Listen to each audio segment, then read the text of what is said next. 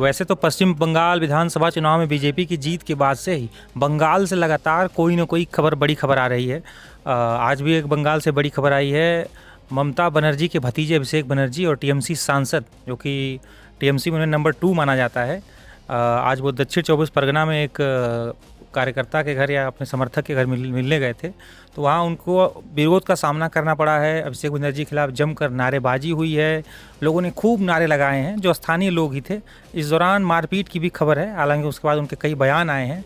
तो हमारे साथ नवीन जी हैं और शरणम है, हम जानने की कोशिश करेंगे कि पूरा मामला क्या है और इसके बाद उन्होंने क्या कहा है, मतलब यानी अभिषेक बनर्जी ने क्या कहा है।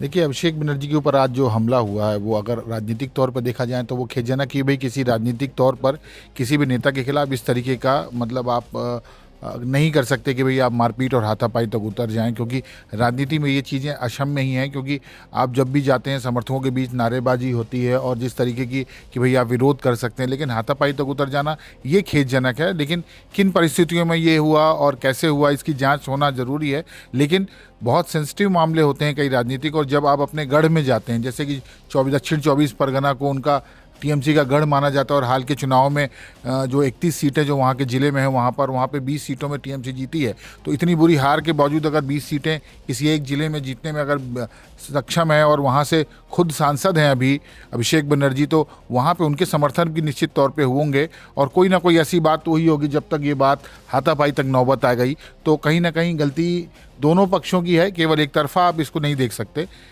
शरणम, आप इस खबर को लगातार फॉलो कर रहे थे, हमने देखा आप लगातार इस बारे में चर्चा भी कर रहे थे। हमने देखा कि ऐसी तस्वीरें आई वहाँ से, उन्हें हेलमेट पहनकर भागना पड़ा, तो क्या मतलब देखिए वहाँ क्या मामला था कि इनके दौरे को लेकर कल ही जानकारी साझा कर दी गई थी कि अभिषेक बनर्जी जो हैं वो कल सोनारपुर जाने वाले हैं।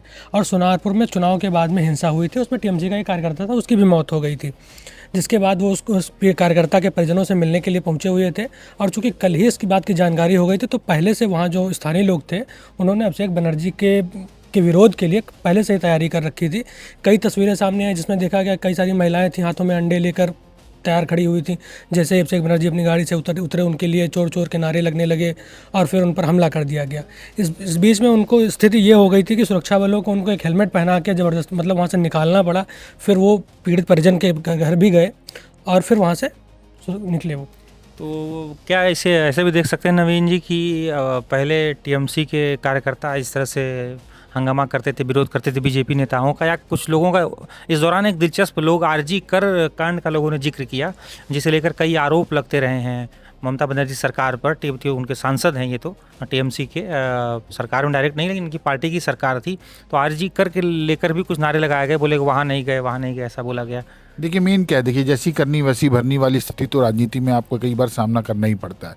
क्योंकि जिस तरीके से 15 साल का जब शासन रहा और पिछली बार जब चुनाव में बहुत कांटे की टक्कर भाजपा और 21 में जब हुई थी, तब बहुत सारे बीजेपी के दफ्तर जलाए गए थे, बहुत सारे कार्यकर्ता मारे गए थे और इस तरीके की हिंसक झड़प बहुत हुई थी। लेकिन बड़े नेताओं में शुभेंदु अधिकारी के ऊपर भी कई बार हमले हुए थे, क्योंकि जिस तरीके से उन्होंने ममता बनर्जी को हराया, और वो भी अगर माना जाए तो जिस तरीके से नंबर 2 की स्थिति में आज अभिषेक बनर्जी हैं, तो राज्य में कम से कम उस स्थिति में तो शुभेंदु अधिकारी जो आज तत्कालीन मुख्यमंत्री हैं वो तब उस दौरान वहाँ पर थे और उन्हीं के बलबूतों पर ही पूरा चुनाव तब भी लड़ा गया था और इस बार भी लड़ा गया।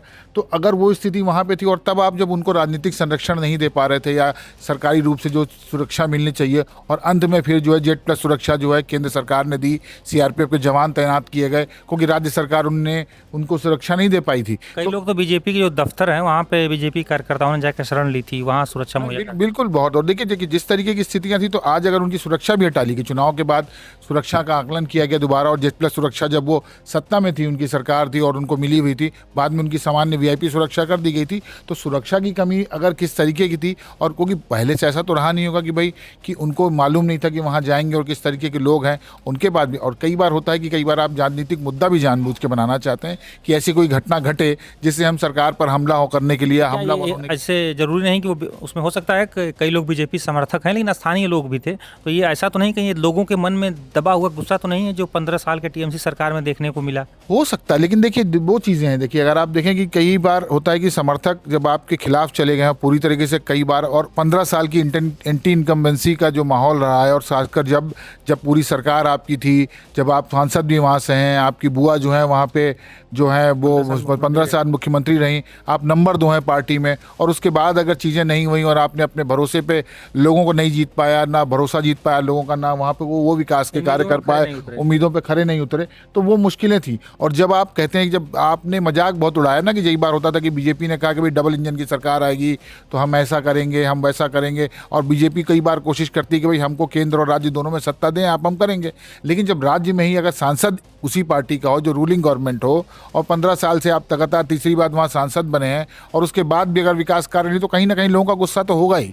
और वो गुस्से की परिणति इस तरीके की होगी, ये किसी ने नहीं सोचा था कि उनके कपड़े भी अगर फटे दिख रहे हैं या हेलमेट पहना के उनको सिक्योरिटी से निकाला जाए, और आप सिर्फ इस बारे में कि भाई एक कार्यकर्ता की आपकी मौत हुई वहाँ पे और राजनीतिक झड़प में होगी। इतिहास बहुत पुराना है, क्योंकि राजनीतिक तौर पे हिंसा तो बंगाल में आज नहीं, जब वामपंथ का शासन था और टीएमसी सत्ता में आई तब भी हुआ, बीच में जब सत्ता में दोबारा आए तब भी वामपंथियों से झड़प हुई। लेकिन जैसे ही विरोधी दल बदला, बीजेपी आई, तब आपकी झड़प बीजेपी के साथ होने लगी।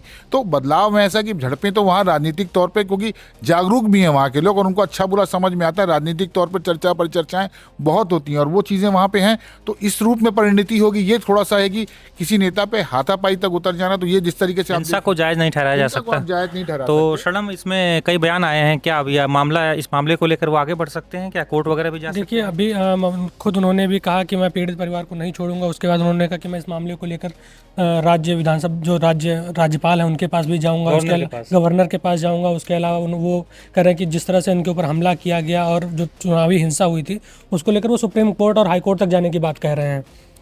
और उसके बाद में ममता बनर्जी का भी एक स्टेटमेंट इस बीच में आया है, उन्होंने एक वीडियो शेयर करके कहा उसी हमले का कि भाजपा में जो बंगाल में भाजपा शासन है उसको सर मानी चाहिए और अब शासक ही हत्यारा बन गया है, इस तरह के उनके बयान आए हुए हैं।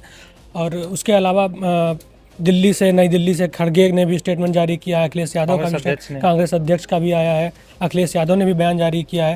हालांकि भाजपा इन सब आरोपों को खारिज कर रही है। उसका सीधा कहना है कि भाई इस पूरी हिंसा में जो आज हुआ उसमें भाजपा का कोई भी हाथ नहीं, स्थानीय लोगों के बीच मन में जो गुस्सा था वो उभर के सामने आया है।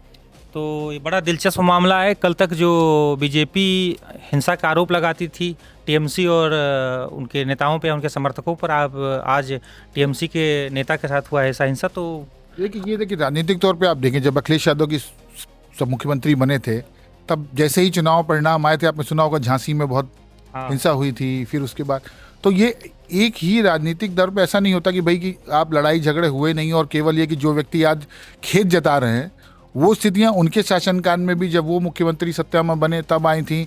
जहां सत्ता में लोग आए हैं वहां पे अगर जब बदलाव होता है तो बदलाव में जो भी समर्थक होते हैं उनको जल्दी ये चीज़ें कबूल नहीं हो पाती कि भाई कि हमारे जहाँ से सत्ता निकल गई है। वो स्थितियाँ अखिलेश यादव आज अगर कह रहे हैं तो वो उनके साथ है। कांग्रेस की तो अब सत्ता कहीं बची नहीं है, तो वाली स्थितियाँ है नहीं, तो कांग्रेस को कहने की बात ही नहीं। कांग्रेस की 4 राज्यों में सरकार है नहीं है, लेकिन उस तरीके की केरल को सबसे ज़्यादा आप देखिए कि केरल का जितना गंभीर इतिहास है राजनीतिक हिंसाओं के मामले में, उतना इतिहास तो शायद बंगाल और वो वामपंथ के गढ़ रहे हैं और दोनों जगह सबसे ज़्यादा रहा है। तो आप ये नहीं कह सकते कि भाई हम उन चीज़ों से अछूते हैं और वो स्थितियाँ हमारे यहाँ नहीं बनती हैं। लेकिन अगर आप ये चीज़ें हो रही हैं और बीजेपी अगर वहाँ आई है तो सेटल होने में किसी भी सरकार को थोड़ा सा टाइम लगेगा। और आप पूरी तरह से जब तक चीज़ें कंट्रोल में नहीं आ जाती, क्योंकि बहुत सारी चीज़ों के ध्यान एक एक मुद्दों से ही बढ़ता हुआ आगे, जैसे अभी बॉर्डर पे ध्यान है कि भाई फेंसिंग पे एक तरफ मुद्दा फेंसिंग का है, आप फेंसिंग पे भी विरोध हो रहा है। आप देखें कि बॉर्डर पे जाइए तो वहाँ पे पत्थरबाजी हो रही है, बांग्लादेशी इकट्ठे होकर फेंसिंग का विरोध कर रहे हैं क्योंकि भाई उनका आना जाना बंद होगा। सरकार अभी भी उनकी जो टीएमसी है वो अभी उनके समर्थन में बयान दे रहे हैं। तो इस तरीके की स्थितियाँ भी हैं क्योंकि लोगों को कहीं ना कहीं वो उन चीज़ों का नुकसान भी है। हो सकता है ये उसका रिपरकशन हो कि भाई आप जो है फेंसिंग का विरोध जब आप खुद तो कर नहीं पाए, और हो सकता है कि लोग इसके बारे में भी उनसे नाराज़ हों कि भाई इस तरीके के लगातार बयान दिए। चुनाव के टाइम में हुआ कि भाई सीधे सीधे अमित शाह को चुनौती देते दिख रहे थे, बोले आके दिखाइए आप कोलकाता, या उस तरीके के जो बयान थे, जो वो चीज़ें भी तो ऐसी मुश्किल हैं कि उनके खिलाफ जो है उस पर भी केस चल रहा है। तो आप देखेंगे अगर आप कोई चीज़ सत्ता में है और अब सत्ता में आने के बाद तो इस तरीके की तो चीज़ें नहीं हुई जिस तरह की स्थितियाँ पिछले चुनाव में थी। एक चीज़ मैं इसमें जोड़ना चाहूँगा कि वो लगभग जब से राजनीति में आए हैं करीब करीब तब से वो टीएमसी लगातार सत्ता में रही है। ये पहली बार है कि उनको इस तरह की चुनौतियों का, सत्ता से बाहर है, सुरक्षा घटाई गई है। तो एक किसी मुख्यमंत्री के परिवार का होना, सांसद होना, नंबर 2 होना, तो थोड़ा सा तो सीखना पड़ेगा। देखिए ना कि सत्ता का सुख जो है ना 15 साल भोगने के बाद दुख है थोड़ा सा कि भाई कि अब हमारे हाथ में कुछ नहीं है, अब हम ना तो केंद्र की तरफ से हम कुछ कर सकते हैं ना राज्य शासन की तरफ से कुछ कर सकते हैं, तो आप सिर्फ संवेदनाएं ही व्यक्त कर सकते हैं। तो सीधे तौर पे आप किसी को अगर आप मिलने भी गए तो आप उनको क्या दे देंगे, आप उनके साथ क्या ऐसी कोई चीज़ स्थिति बनेगी, तो उनको भी दुख है कि भाई हमारे हाथ में कुछ रहा नहीं। तो वो कहीं ना कहीं वो उनके अंदर का भी गुस्सा है कि भाई अब समर्थकों के दम पे या समर्थकों को आमने सामने करके दिखा सकते हैं, खुद तो खड़े नहीं हो सकते। तो मुश्किलें बहुत, चुनौतियां टीएमसी के सामने बहुत ज़्यादा है, क्योंकि अच्छा विपक्ष बनने के लिए भी अच्छे काम करने पड़ेंगे। इस तरीके की स्थितियां रखेंगे तो शायद आगे इनकी बात जो है गंभीरता से लोग भी लेना छोड़ देंगे और विपक्ष के रूप में भी उनको स्वीकारता शायद खत्म हो जाए, जिस तरीके से पक्ष के रूप में उनकी खत्म हुई है। चलिए आज के लिए इतना ही। बाकी तमाम खबरों के लिए देखते रहिए टाइम्स नाउ नव भारत का डिजिटल प्लेटफॉर्म।